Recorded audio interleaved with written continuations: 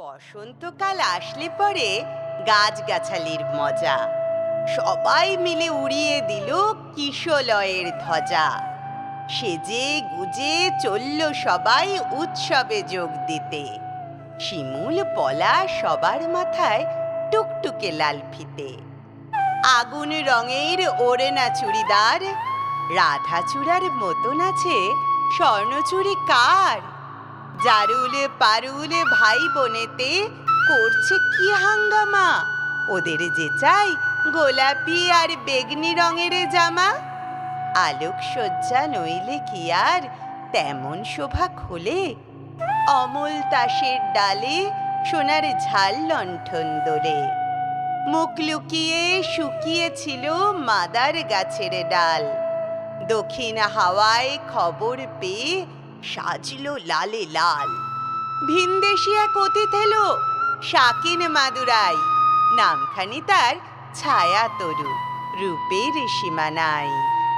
রুদ্র পলাশ নামটি বড্ড কঠিন এবং ভারী। কমলা রঙের পাগড়ি তারও কেমন মনোহরী। এমনি তরু নানান সাজে সেজে সকলে গাছ। সবাই মিলে করল শুরু মহোৎসবের নাচ। নাচে গানে খুশির টানে উঠল সবাই মেতে। কেউ দেখেনি দূরের মাঠে কে ছিল ওত পেতে। হিংসুটে এক কালবৈশাখী হঠাৎ এলো তেড়ে। ঝাঁপিয়ে পড়ে গাছগাছালির শয্যা নিল কেড়ে।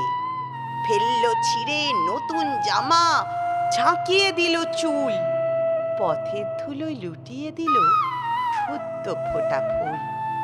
ধ্বংসলীলা সাঙ্গ করে উধাও হলো শেষে।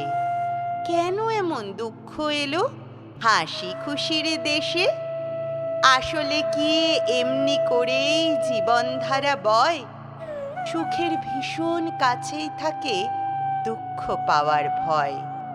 ফুল ফোটানোর মাসেই আসে কালবৈশাখীর হানা। বিপদ কোথায় লুকিয়ে থাকে যায় না তাকে জানা। তাই বলে কি শিমুল পলাশ ফুটবে না আর কাল। রাত পোহালেই উঠবে ভোরে কৃষ্ণচূড়ার ডাল। হিংসুটে ঝড় আজকে যাদের হাত পা দিল ভেঙে। কালকে তারাই নতুন রঙে উঠবে আবার রেঙে। না হয় আবার ঝড়ের হাতে দুঃখ পেতে হবে। ফুল ফুটিয়ে যাবেই তারা বসন্ত উৎসবে। ফুল ফুটিয়ে যাবেই তারা বসন্ত উৎসবে।